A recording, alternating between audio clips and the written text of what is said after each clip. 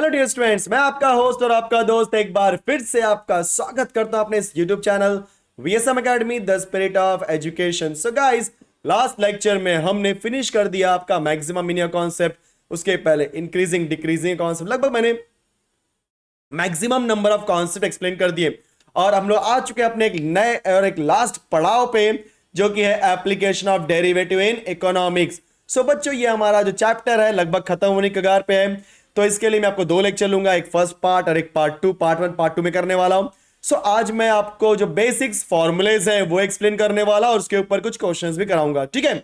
चलो, सो यहां पे क्वेश्चन क्या दिया बच्चा पे कि हमारे पास डिमांड फंक्शन है। मान लो कि मेरे पास एक डिमांड फंक्शन है D, right, and this D is a function of price P.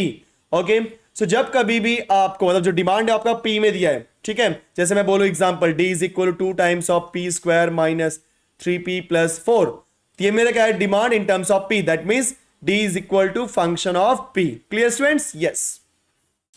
सो मुझे यहां पे डी जो मेरा डिमांड है वो फंक्शन दिया है पी के फॉर्म में। अगर किसी ने आपसे पूछा मार्जिनल, तो बच्चे याद कर लो, किसी के भी नाम के आगे अगर मार्जिनल वर्ड आ चुका है तो फटाफट उसका निकाल दो डेरिवेटिव।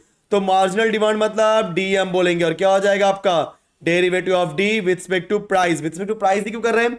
क्योंकि हमारा demand in terms of price है, इसके लिए। Clear students? Very good. उसी तरीके से ये मेरा था डिमांड फंक्शन। नेक्स्ट जो फंक्शन आने वाला है आपका सप्लाई फंक्शन। सप्लाई फंक्शन को मैं दिखा रहा हूं ऐसे, और ये भी G is a function in terms of price P. So अगर मुझे सप्लाई फंक्शन निकालना है और उसका निकालना है मार्जिनल, तो मार्जिनल बोलो क्या हो जाएगा, राइट। सो मार्जिनल सप्लाई मतलब आपका जो भी आएगा मैं लिखता हूं इसको एसएम से, and that is equal to derivative of S with respect to P. देखा आपने कितना आसान था? यस। और नीचे आते हैं। सो मेरे पास बच्चे यहां पे क्वेश्चन दिया है total cost function C that is equal to F of X where X is the number of item produce. मतलब मेरे पास यहां पे कॉस्ट फंक्शन दिया है C. Okay, and C is what, number of that is function of X. यहां पे X क्या है, number of items. Clear? Perfect. अब किसी ने पूछा आप निकालो सीएम, और पूछा किसी ने आप निकालो एवरेज कॉस्ट। सीएम मतलब मार्जिनल कॉस्ट और एवरेज कॉस्ट मतलब बोला सीए, ठीक है। सो आप सबको पता है अगर मार्जिनल कॉस्ट बोलता है मतलब क्या निकालना है, डेरिवेटिव ऑफ कॉस्ट। ये फंक्शन किसमें दिया है, एक्स में। So derivative of cost with respect to X. फिर अगर मुझे बोलता है एवरेज कॉस्ट निकालने के लिए, जो भी कॉस्ट है उसके बाद divide by number of items. तो यहां पे नंबर ऑफ आइटम्स कितने हैं, X. Clear? So C upon X is the formula for average of cost, sorry average cost. Clear? Perfect. Similarly बच्चों, अब आपने बचपन में सीखा होगा ये चीज की किस तरीके से हमें अगर रेवेन्यू दिया हो, क्या दिया हो, रेवेन्यू कैलकुलेट करना हो। सबको पता है रेवेन्यू क्या होता है आपके, प्राइस इनटू डिमांड, बराबर। जैसे एग्जांपल, मान लो मेरे पास कोई प्रोडक्ट है, शर्ट एक प्रोडक्ट है, एंड मान लो एक शर्ट का प्राइस है 500 रुपए, ठीक है। और मान लो मेरे पास यहाँ पे 10 शर्ट्स है, ठीक है। मेरे पास कितने शर्ट्स हैं, 10 शर्ट्स। सो जो मेरा रेवेन्यू आने वाला है उस शर्ट्स की वजह से क्या हो जाएगा, 500 into 10 that is what 5000 rupees. So this 5000 is my revenue. Clear? इसलिए हमेशा रखना जब कभी भी आपको रेवेन्यू निकालना होगा, it is always equal to price into demand. Okay, अगर मुझे निकालना है यहां पे क्या बच्चों, एवरेज रेवेन्यू मतलब R A. So average revenue का फॉर्मूला क्या हो जाएगा, रेवेन्यू डिवाइड बाय आपका डिमांड कितना दिया है, D. So R upon D. And always remember, जो मैं बोल रहा हूं बच्चों, रेवेन्यू यहां पे क्या होता है आपका, पी इंटू डी होता है, डिवाइड बाय डी करो, डी डी गेट कैंसल्ड, मतलब आर ए क्या हो जाएगा आपका प्राइस। मतलब एवरेज रेवेन्यू क्या होता है आपका प्राइस। सही बात है ना। एवरेज मतलब जैसे एग्जांपल, सिंपल सा फंडा यूज करो कि मैंने इतने शर्ट्स थे, कुछ शर्ट को 500 में बेचा, कुछ शर्ट को 400 में, कुछ को 300, किसी में 600, 700 में, ऐसा एग्जांपल ले रहा हूं, और ऑन एन एवरेज 500 आया। मतलब ऑन एन एवरेज मतलब किसी पे मैंने थोड़ा सा लॉस था, किसी पे प्रॉफिट समझा, लेकिन ऑन एवरेज 500 वैल्यू आ रही है। अगर ऑन एन एवरेज 500 वैल्यू आ रही है मतलब ये तो मेरे एक शर्ट का एक्चुअल प्राइस था। सो देखा जाए तो जो एक्चुअल प्राइस था that is your average revenue. So confuse कभी मत होना। एंड अगर आपको निकालना हुआ इसी में से टोटल प्रॉफिट, बच्चों प्लीज ध्यान दें, मैंने फॉर्मूला 2 बार इसलिए क्योंकि आपको वहां पे सिखाऊंगा, हो सकता है आप कंफ्यूज हो, इसलिए लिख के बता रहा हूं। सो टोटल प्रॉफिट क्या हो जाएगा आपका, R minus C that is revenue minus cost. Clear? अब एक और फॉर्मूला यहां पे इलास्टिसिटी ऑफ डिमांड। सो बच्चों ये जो आपका इलास्टिसिटी ऑफ डिमांड होता है उसका फॉर्मूला होता है नीटा। उसको दिखाते हैं नीटा से, नीटा का है, ठीक है, सिंबल। और फॉर्मूला क्या होता है, पीडी है, PD. So minus P upon D, उल्टा कर दो, derivative of D with respect to P. देखा आपने? Perfect, clear. सो जब कभी भी आपको नीटा मतलब इलास्टिसिटी ऑफ डिमांड पूछेगा, मेक श्योर दैट आपके पास प्राइस होना चाहिए, आपके पास डिमांड होना चाहिए। अगर ये दोनों चीजें हैं तो आप क्या बोलोगे, eta is equal to minus P divide by D into derivative of D, right. And next वाला फॉर्मूला आता है बच्चों क्या आपका, आर एम। सो बोलो आर एम मतलब yes, R for revenue, M for marginal revenue, और आर ए बोला मतलब यस एवरेज रेवेन्यू, ठीक है। सो मेरे पास अगर किसी ने पूछा कि आर एम और आर ए में क्या रिलेशन होता है, और नीटा में, बच्चों ध्यान देना एग्जाम में ऐसा आता है, लोग एवरेज रेवेन्यू दे देते हैं, देन आपका मार्जिनल रेवेन्यू देते हैं और बोलते हैं नीटा मतलब इलास्टिसिटी ऑफ डिमांड पूछो। तो किसी ने भी पूछा R M R A and eta में क्या रिलेशनशिप होता है, सो फॉर्मूला क्या था बच्चों, R M is equal to R of A into 1 minus 1 upon eta. So इन तीनों में से कोई भी दो वैल्यू दी गई होगी और तीसरी वैल्यू पूछा तो हमेशा आपको यही फॉर्मूला अप्लाई करना है। समझ गए students? Yes. So I think students आपको इलास्टिसिटी ऑफ डिमांड समझने के बाद आर एम और आर ए और नीटा के बीच में क्या रिलेशनशिप होता है वह भी आप समझ गए। सो चलो चलते हैं हम लोग इसके लास्ट पार्ट के ऊपर बच्चों। सो लास्ट पार्ट यहाँ पे क्या दिया मुझे, यहाँ पे yes marginal propensity to consume. So बोलो आपका मार्जिनल प्रोपेंसिटी टू कंज्यूम का फॉर्मूला क्या होता है, MPC. MPC marginal propensity to consume, that is MPC, और इसका फॉर्मूला होता है बोलो क्या, so MPC that is equal to derivative, marginal word use किया मतलब डेरिवेटिव ना, सोचना नहीं है किसका, ईसी का, divide by with respect to X like DX. और यहां पे जो आपका ईसी होता है बच्चों, ईसी आपका होता है that is equal to F of X. अब बोलो सर ये ईसी क्या होता है, ध्यान सुनो। ईसी मतलब क्या होता है आपका, ई फॉर एक्सपेंडिचर और सी मतलब कंज्यूम, ओके। सो यहां पे जो आपका ईसी होगा कंजम्पशन एक्सपेंडिचर, ठीक है, कंजम्पशन कंजप्शन, ओके। जस्ट एक मिनट, स्पेलिंग थोड़ी मिस्टेक हो रही है, जस्ट वेट। ओके बच्चों, consumption expenditure, don't be confused. Okay, so consumption expenditure होता है हमारा ईएस, और यहां पे जो आपका एक्स है बच्चों, एक्स को हम बोलते हैं इनकम, ठीक है। जरूरी क्वेश्चन में भी इनकम आपको एक्स में दे, इनकम ऑफ आई में भी दे सकता है, तो कंफ्यूजन कोई जरूरत नहीं है। लेकिन ये जो आपका consumption expenditure that is what EC, it is a function of F of X, मतलब it is totally dependent on income. Perfect, क्योंकि अगर आपको निकालना है कंजम्पशन एक्सपेंडिचर तो उसके लिए आपकी इनकम क्या है वो मुझे पता होना चाहिए, इनकम के हिसाब से मैं आपका ईसी निकाल सकता हूं, मतलब क्या बच्चों, कंजम्पशन एक्सपेंडिचर। अब आपके पास कंजम्पशन एक्सपेंडिचर है, उसका डेरिवेटिव निकालो विथ रिस्पेक्ट टू एक्स मतलब विथ रिस्पेक्ट टू इनकम, आपको क्या मिल जाएगा, marginal propensity to consume. And और ये जो आपका एवरेज है, तो एवरेज मतलब पता है ना, एपीसी। बच्चों एपीसी क्या हो जाएगा आपका, जल्दी बोलो फटाफट, यस। सो एपीसी मतलब consumption expenditure divide by income that is x. Clear? ये था आपका कंजम्पशन के ऊपर। अब इसी के ऊपर हमारा था सेव के बच्चे यहाँ पे। सो अगर आपसे किसी ने पूछा एमपीएस, एमपीएस स्टैंड्स फॉर, जी हां, marginal propensity to save, where S is the saving of a person with income X. मतलब अब मैं यहां पे लेता हूं बच्चों एक्स, अगर मैं एक्स से मतलब एस जो यहां पे एक टर्म लिया, एस यहां पे क्या आपका सेविंग है, मतलब कोई बंदा इतना अमाउंट सेव करता है अपने इनकम के हिसाब से। अगर वहां पे मुझे निकालना है marginal propensity to save, that is formula what, derivative of save with respect to income X, और वहां पे एवरेज निकालना है एपीएस, सॉरी एपीएस, तो एपीएस का फॉर्मूला क्या है, सेव डिवाइड बाय इनकम। अब याद रखना बच्चों इसके कुछ रिलेशन है, marginal propensity weather it is consumption का, कंज्यूम का हो चाहे सेव का हो, उन दोनों को ऐड करोगे हमेशा answer equal to 1। So marginal propensity to consume plus marginal propensity to save that is equal to 1। And उसी तरीके से बच्चों average propensity to consume plus average propensity to save that is equal to 1। Clear? Very good. तो ये सारे फॉर्मूले मैंने आपको एक्सप्लेन किए, फटाफट एक बार थोड़ा सा रिवाइज करता हूं। Demand function D and marginal demand बोलो क्या होता है, derivative of demand with respect to price. Supply function S, so बोलो क्या होता है, marginal supply yes, derivative of supply with respect to price. Then total cost C, C अगर निकालना है सीएम, सीएम मतलब मार्जिनल कॉस्ट, बच्चों क्या आएगा आपका, derivative of cost with respect to X, where X यहां पे क्या है हमारा नंबर ऑफ आइटम्स। कंफ्यूज मत होना, उस केस में एक्स कुछ और था, यहां पे कुछ एक्स कुछ और है, बस दिखाने का तरीका, रिप्रेजेंट करने का तरीका है। देन रेवेन्यू, रेवेन्यू हमेशा क्या होता है बच्चों, प्राइस इनटू डिमांड, थोड़ा सा राइट समझ के लो। देन हमें निकालना है आपका एवरेज रेवेन्यू, तो R divide by D that is always equal to price, ठीक है।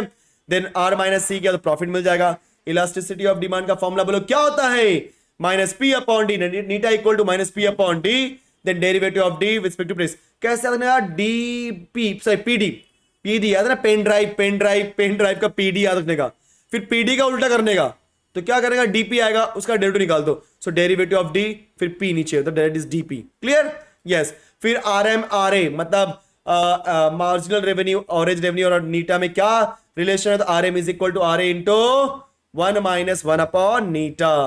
फिर MPC, then APC, then MPS, and बच्चों आपका MPC plus MPS equal to 1, APC plus APS equal to 1। Perfect, ये सारे फॉर्मूले आपको याद होने चाहिए। चलो एक दो सम्स कर लेते हैं इसके ऊपर हम लोग। सो बच्चों ये रहा हमारा 4.4 का first question, and the first question is the demand function of the commodity at a price is given as. तो सोल्यूशन लिखते हैं, क्या दिया है, पहले क्वेश्चन रीड कर लेते हैं पूरी तरीके से। सो क्या दिया बच्चा, हमें डिमांड फंक्शन दिया है डी, तो लिखता हूं since D is equal to 40 minus 5 times of P divided by 8। फिर क्या बोला, the demand function of the commodity at a price is given as D is equal to 40 minus 5p divided by 8, check whether it is increasing और decreasing function. लो फिर से ये increasing decreasing आ गया, कोई बात नहीं, समझ के लो मैं क्या बोलने वाला यहां पे। ये डिमांड फंक्शन को बताना इंक्रीजिंग है कि डिक्रीजिंग, तो आप सबको पता है इंक्रीजिंग डिक्रीजिंग चेक करने के लिए हमेशा क्या देखना होता है, यस स्टूडेंट्स, मतलब क्या बोलते हैं हम लोग कि उसका डेरिवेटिव लेस देन जीरो है कि मोर देन जीरो, तो उसको हम लोग डिफरेंशिएट करेंगे, okay, with respect to P. So बोलो क्या हो जाएगा, derivative of D with respect to P, that is equal to derivative of this whole function, क्या 40 minus 5p divide by 8 with respect to P. अब बोलो sir आपको with respect to P कैसे समझा, बेटा डी आपका इन टर्म्स ऑफ पी दिया है तो विथ रिस्पेक्ट टू पी करेंगे ना, इन टर्म्स ऑफ एक्स दिया है तो एक्स के रेस में, ठीक है, कंफ्यूज नहीं होने का। चलो सो आगे चलते हैं। So therefore that is equal to, बोलो क्या हो जाएगा, derivative of D with respect to P, बोलो क्या मिलेगा बच्चों, 40। अब एक बार निकालेंगे 40 का डेरिवेटिव, फिर ये 5p अपॉन 8 का, सो 40 इज अकेला कांस्टेंट तो 0 माइनस 5 अपॉन 8 कांस्टेंट तो साइड में कर दिया बच्चा p, p की वैल्यू क्या हो जाएगी, p का डेरिवेटिव क्या हो जाएगा, अकेला p है तो क्या हो जाएगा 1। So derivative of d with respect to p की वैल्यू क्या मिली, माइनस 5 डिवाइडेड बाय 8। अब ये जो बच्चा आपका माइनस 5 डिवाइड बाय 8 आया, अब बताओ ये लेस देन जीरो है कि मोर than zero, yes it is less than zero, therefore आपका फंक्शन क्या है d, therefore demand function is decreasing function, क्योंकि अगर लेस देन जीरो का मतलब डिक्रीजिंग फंक्शन, ठीक है बच्चों, क्या बात है, बहुत आसान था, एग्जाम में आता है 2-3 मार्क के लिए, सोचो मत कि सर इतना आसान आएगा, क्या आता है भाई, सोचने का नहीं आता, ठीक है। The price P for a demand D is given as, चलो यहां पे P दे दिया और डिमांड डी के लिए कोई बात नहीं, ओके चलो आगे देखते हैं हम लोग। सो क्वेश्चन क्या दिया है, the price P for demand D is given as P, तो सॉल्यूशन में पहले मैं P लिख लेता हूं बच्चों, ओके। सो बोलो P की वैल्यू क्या हो जाएगी, 183 plus 120d minus 3 times of D square. एक चीज और बीच में बोलता, थोड़ा बच्चों ध्यान देना, थोड़ा सा मैंने एक बच्चे ने मुझे यहाँ पे मैसेज भी किया था कि सर थोड़ा सा मुझे क्या बोलते हैं, एक मिस्टेक होता है कैलकुलेशन का। बच्चों देखो कहीं कहीं पे कैलकुलेशन मिस्टेक हो जाता है, बहुत ही रेयरली होता है, बोलते हैं अगर 100 करूंगा 100 मतलब जैसे 2-400 सम्स के उसमें कहीं एक में कैलकुलेशन छोटा मोटा मिस्टेक हो जाता है, क्योंकि क्या होता है ना कि जो मेरा मेन एक ऑब्जेक्टिव होता है आपको एक्सप्लेन करने में जाता है दिमाग, और मैं कैलकुलेशन में ध्यान नहीं देता। आपका काम है कैलकुलेशन में ध्यान देना, मुझे समझाना हो, मुझे बहुत अच्छा लगता है कि आप इतना ध्यान से सीख रहे हो, राइट बच्चों, क्योंकि जब आपको गलती दिखाई दे रही है इसका मतलब यस कि आप ध्यान सीख रहे हो। और एक बात और देखो, मेरे पास यहाँ पे कोई रिसोर्स नहीं है, जो भी मुझे आता है, जो मेरा एक्सपीरियंस बोलता है, उस एक्सपीरियंस से मैं आपको सिखाने की कोशिश करता हूं, समझ में आ रहा है। ऐसा नहीं कि मेरे पास कोई यहाँ पे रिसोर्स है, उस रिसोर्स को देख करके पढ़ा रहा हूं, नो बच्चों, मैथमेटिक्स है। सो मैथमेटिक्स में जितना ज्यादा अपना खुद का मैं नॉलेज, खुद का एक्सपीरियंस, खुद का रिसोर्स मतलब खुद के अंदर का टैलेंट यूज करूंगा, उतना अच्छे से आपको समझेगा, समझे। इसलिए मैं ट्राई करता हूं कि जितना अच्छा हो सके मैं आपको एक्सप्लेन करूं, ठीक है। उस पर कैलकुलेशन मिस्टेक बहुत ही रेयरली नहीं होता है, नंबर मतलब होता ही नहीं है, बट कभी कभी हो गया तो आप प्लीज थोड़ा मुझे आप मैसेज करके बता सकते हैं, कोई दिक्कत नहीं, ठीक है students, okay. So thank you so much for understanding, okay. सो यहां पे मुझे क्वेश्चन क्या दिया है कि the price P for a demand D is given as P 183 plus 120D minus 3D square, find D for which price is increasing. बच्चों यहाँ पे प्राइस इंक्रीजिंग बोला है, सो प्राइस इंक्रीजिंग मतलब क्या हो जाएगा, differentiate price with respect to D, that is demand. Okay, so क्या हो जाएगा, derivative of P with respect to D, क्योंकि प्राइस को बोला इंक्रीजिंग मतलब प्राइस का डेरिवेटिव क्या होगा, more than zero. So derivative of 183 plus 120d minus 3d square, बोलो क्या हो जाएगा बच्चों, ये demand function sorry with respect to D कर रहे हैं, तो जहां जहां पे डी है निकालते जाते derivative, derivative of P with respect to demand function, that is 183 is constant, अकेला जीरो, 120 ऐसे कॉपी करते हैं, डी का डेरिवेटिव 1 माइनस 3 कॉपी किया बच्चों, डी स्क्वायर का डेरिवेटिव 2d 2d कितना आसान था, dp अपॉन dd, आंसर आएगा 120 माइनस 6d। अब हम क्या बोलेंगे, since price is increasing, since price is increasing, भैया अगर ये प्राइस इंक्रीज हो रहा है तो इसका जो डेरिवेटिव होगा मतलब derivative of P with respect to D क्या होगा, more than zero, yes, so 120 minus 6d is more than zero. देखो बच्चों 120 यही रखो, ये मोर देन का सिंबल ऐसे रखो, 6d वहां भेज दो, 6d हो जाएगा। Now it is 120 divide by 6 is more then d। समझो यहां पे क्या आने वाला है, बहुत मस्त चीज आने वाली बच्चों। 6 2 20, दैट इज 20 हो जाएगा ना, हाँ। यहां देखो जब आप रीड करते हो लेफ्ट से राइट तो क्या आएगा, क्या बोलोगे, 20 इज ग्रेटर देन d, और जब आप राइट से लेफ्ट रीड करोगे तो d इज लेस देन 20, मतलब इसको मैं लिखता हूं d इज लेस देन 20। देखा आपने, तो दोनों का मीनिंग क्या है, सेम, कंफ्यूज नहीं होना। अगर आप लेफ्ट से रीड, मैंने बताया था जहां पे भी मुंह खुला रहेगा मतलब वो बड़ा होता है, राइट ना। सो अगर मैं रीड करता हूं इस तरीके से, देखो सब लोग 20, सो मुंह खुला है ना, यहाँ पे सब लोग कर्सर देखो, यस मुंह खुला है ना, यस, सो मुंह खुला, इसका मतलब क्या हो जाएगा, 20 इज मोर देन डी। फिर अगर मैं पीछे से रीड करने आऊंगा तो डी, अब मैं मुंह बंद है ना साइड में, देखो डी के बाद यस, तो less than, so D is less then 20, समझ गए, yes. So for increasing function आपके डी की वैल्यू क्या होना चाहिए, 20 से कम, क्लियर, ये हो गया हमारा आंसर। आते हैं अगले क्वेश्चन पे, और क्या क्वेश्चन दिया है देख लेते हैं एक बार।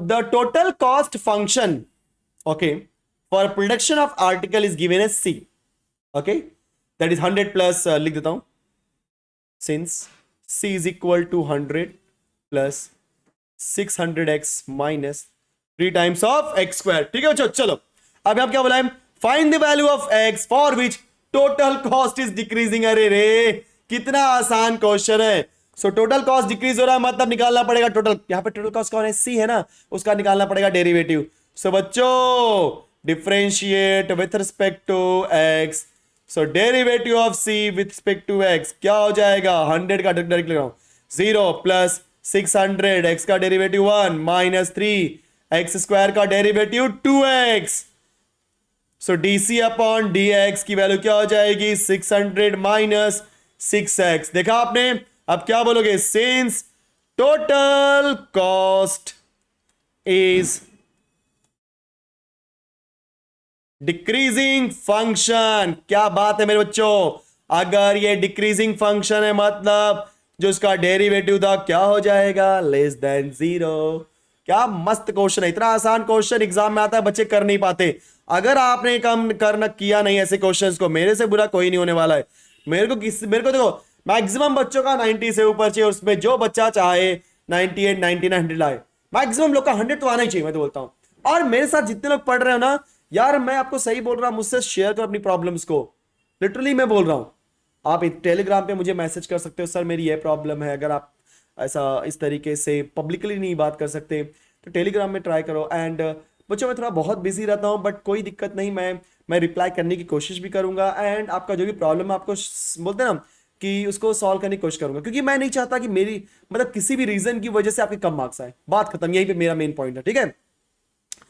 सो 600 लेस देन 6x वहां गया तो बोलो क्या हो जाएगा, तो पिछले क्वेश्चन ऐसा है, 600 divide by 6 is less then x, सो बोलो क्या हो जाएगा आपका 100 इज लेस देन x, उल्टा रीड करो, x इज मोर देन 100, बस ये हो गया मेरा आंसर, ज्यादा सोचना नहीं है, क्लियर, परफेक्ट। चलो अगले क्वेश्चन पे, थोड़ा सा बच्चों मुझे नेक में पेन हो रहा है, कोई दिक्कत नहीं, मैं ज़्यादा लेंदी लेक्चर नहीं लूंगा क्योंकि थोड़ा सा मेरा बैक पेन का इशू है, ये सारी चीज़ें कि बैठे बैठे बहुत काम करना पड़ता है ना इसके लिए। चलो बच्चों फोर्थ क्वेश्चन यहाँ पे क्या दिया है, जल्दी जल्दी। The manufacturing company produces x items at the total cost of rupees 180 plus 4x and the demand function for this product is P, that is 240 minus x. Find x for which revenue is increasing and profit is increasing. So इसमें देखते हैं, दो question दिया है, पहले पहला वाला solve करते हैं, ठीक है। The manufacturing company produces x items at the total cost, तो बच्चों टोटल कॉस्ट दिया है, टोटल कॉस्ट को मैं दिखा देता हूं C से, और उसकी वैल्यू क्या है 180 प्लस 4x, ठीक है। यहां पे x क्या है, number of items. The demand function for this product is P, यहां पे बच्चों यहां पे क्या दिया, यहां पे डिमांड, डिमांड को उसने साफ साफ बोला है P से, राइट, क्लियर, कंफ्यूज की कोई जरूरत नहीं है, डिमांड जरूरी हमेशा D बोले, P भी बोल सकता है। सो यहां पे क्या दिया आपको 240 माइनस एक्स, फिर मुझे क्या बोला है find x for which revenue is increasing, तो पहले रेवेन्यू निकालना पड़ेगा। सबको याद है फॉर्मूला, रेवेन्यू क्या होता है, price into demand, price into demand, right. यहाँ पे डिमांड क्या है P और प्राइस मतलब आपका कॉस्ट, दैट इज C, है कि नहीं। सब रेवेन्यू क्या हो जाएगा आपका P इंटू C या C इंटू P, कंफ्यूज होने कोई जरूरत नहीं है। कॉस्ट और डिमांड देखो भाई, कॉस्ट 500 रुपए है, डिमांड है 10 रुपए की, सॉरी 10 प्रोडक्ट की, तो 500 multiply by 10 that is equal to 5000, so 5000 is my revenue. देखा आपने कितना आसान था, यस।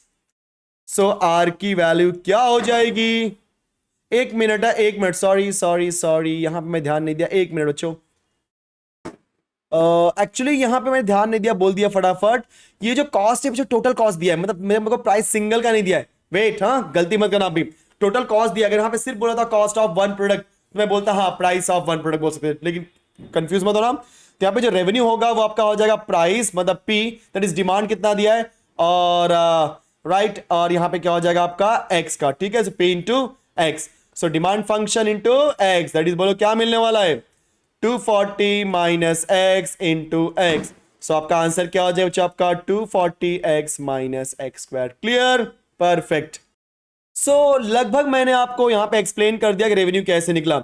सो रेवेन्यू यहां पे क्या हो जाएगा P इंटू एक्स, यहां पे P क्या आपका 240 माइनस एक्स, और x यहां पे क्या है आपका number of items. So demand का जो भी है हमारे पास 240x का, क्लियर, कंफर्म, कंफ्यूज मत होना इसके अंदर। सो उसको मल्टीप्लाई कर दो आप x से, आपका आंसर आ जाएगा, कंफर्म स्टूडेंट्स, वेरी गुड।